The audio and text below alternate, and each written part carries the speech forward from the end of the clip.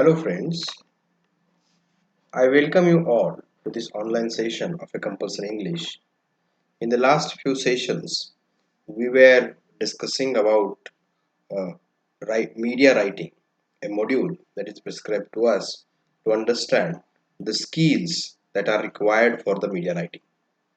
And we have learned about the editorial. We learn how editorials are important, how to write them, what kind of language is used, what kind of vocabulary we should prefer. We have learned all these things. We have also learned two editorials and try to understand their formation. So in this session, let us start with another important sub point of this module, that is a proofreading. For every editor, proofreading is also one of the most important part of his duty and important parts of his duty. And we have to, as an editor, we have to deal with every day. We have to deal with such kind of proof reading. We have to read proofs. We have to read the news items sent to you by the reporters, and we have to check it for the grammar. We have to check it for the style of writing. We have to check it for the structural errors. We have to check it for the thematic errors. We have to check it for the or we have to abridge it if space is not ample for the written material that is sent to you, or we have to, many times we have to extend it if the space is more and material is less. We have to add the material. So in that case we require certain proofreading skills. So here we will understand about a proofreading by the editor. So see, the above tasks give us a glimpse. So we have already seen all these tasks. I also suggest you go through all these tasks and try to solve it in your notebooks, because all these tasks will taught you to write an editorial. So the above task give us a glimpse of what lies in the process of editing. Editing entails through proofreading. Of course, yes, as I told you, every editor has to proofread the news items. The proof is a printed copy of a document to be corrected before the final copy. So it is a very responsible task on the part of editor, because the editor, yeah, is supposed to read the news item before it go for the print. So editor required to read it very carefully, and when he read it very carefully, then only it is possible for him to keep himself in the chair of editor. So proofreading is also very important skill here in media writing.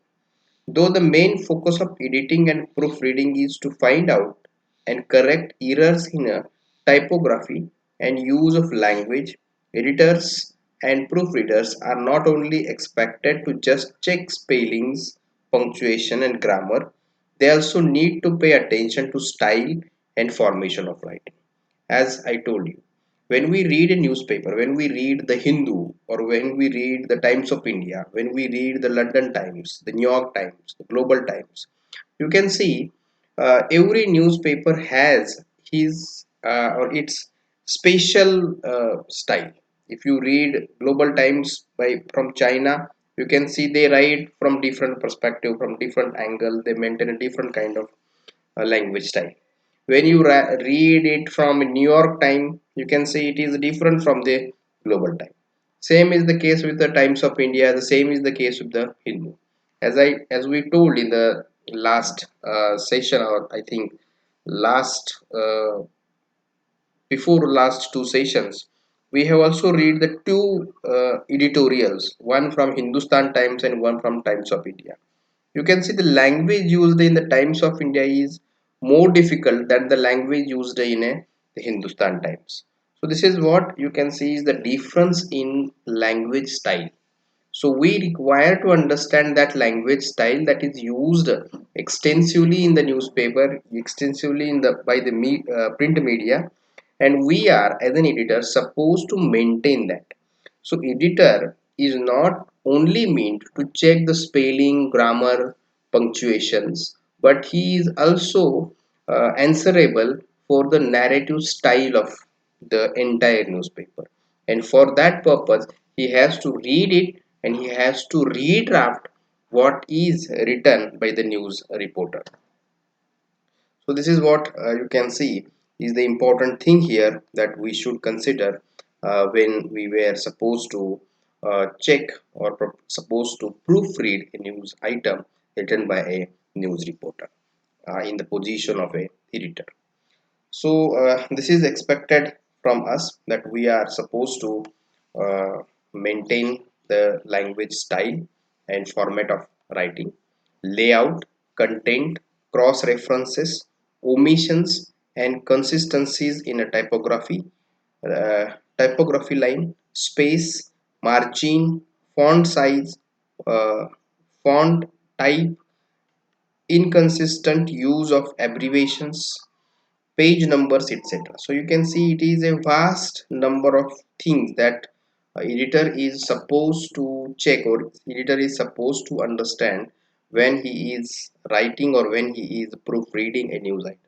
So it is many times you can see editor is not only checking but he is supposed to redraft the news item. So that is the important thing on the part of an editor.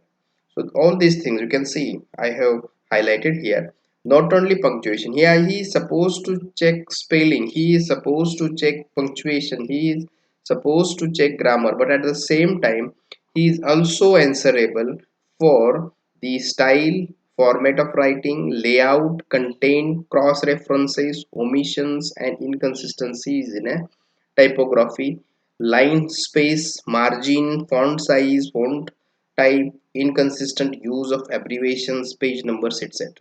So you can understand that there are number of issues that he is supposed to check when he is writing a news item. So the art of proofreading, here art is used. You can also use the science of a proofreading reading is more mechanical rather than creative, and it is I here art is used because it is a creative and it is not a mechanical. So when we consider it as an art, we should be creative while we were proofreading a news item. It is extremely hard and requires utmost concentration. So this is the important thing for the part of an editor. He should be he should require utmost concentration. He should read it line by line, or you can see word by word, and check the spelling, punctuation, grammar, style, type, size, everything. So there is a great demand for editors and proofreaders in the job market. So you can understand this. There are a great demand is there for editors and proofreaders in the job market.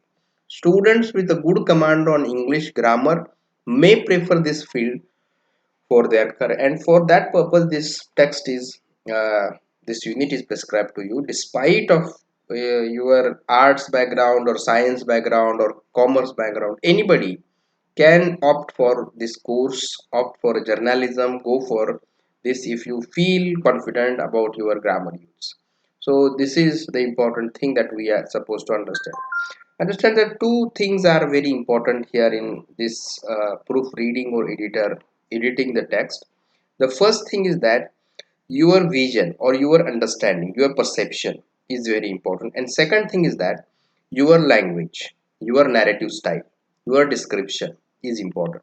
So both language and content, if you are confident about both these things, you can go for this career. It is a uh, vast avenue there. You can understand the uh, you can use it, you can go for it.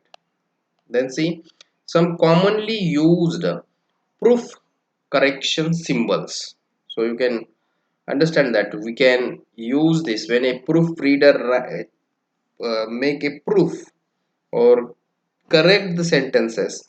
He uses a specific kind of symbols, and it can be understood by the typewriter or by the computer expert, because he is supposed to do all these things in his writing. So see, we will see such a kind of symbol. See, this symbol is a new matter to be inserted, new matter to be inserted.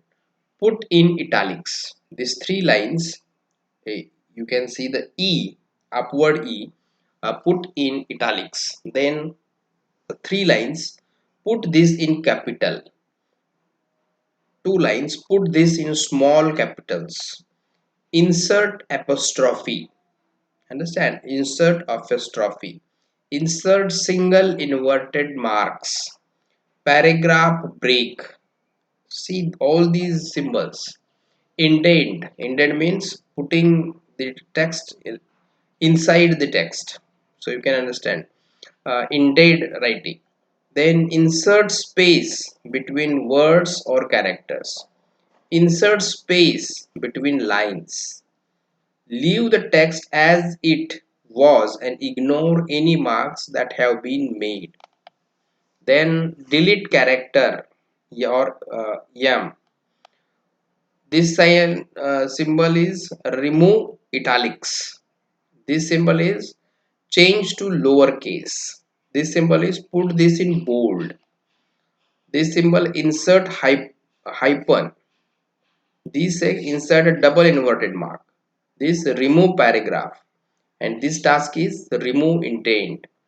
This is reduce space, words or characters. Remove space between characters. And this is a remove space. So you can understand that these are some commonly used proof correction symbols, mostly or frequently used by the editors. So we should understand all these, because this is not only art but this is also a science, because it is a highly structured one. The proofreading and proof correction, you can see, is a very important task of an editor, and he required to understand all these things if he want to correct the proofs. So this is what we learn in proofreading. So see the task: correct the following sentences using proof correction symbols, mark and reline. It is very easy. You can do it at your home. Very easily you can use this kind of symbols. You know, all the description is given here, instructions are there and symbols are there. So you are only supposed to read them and try to use it in your use it in this text. So this is what you can see is required here. So after understanding the proofreading in print material or in print media, we are or and understanding the symbols used in the proof correction, we are also supposed to understand online editing. It is different from the editing a print copy. So online editing is important, and nowadays you can see most of the papers or most of the news agencies and media houses were using online editing instead of a print media, or instead of a editing a printed copy. So this is what is a trend today in media houses. So we are also supposed to understand what is it.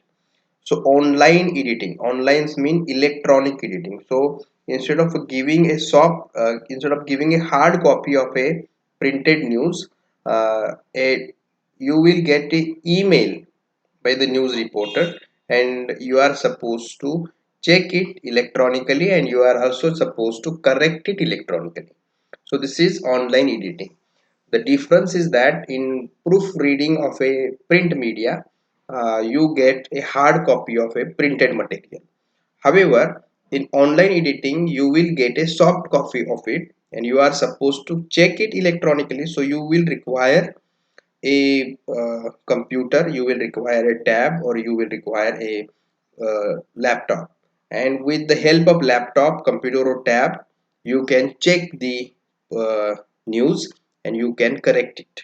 So this is the difference between print and online. So see, online editing to the final year students of graduation is introduced on the assumption that most of the prospective graduates are computer literates. Of course, yes, it is assumed that all of you are computer literate. So all of you know how to use computer, how to start computer, how to use Microsoft Word, how to use different softwares that process your writing or process your typing. So this is what is assumed here. And of course it is true that most of us were computer literate.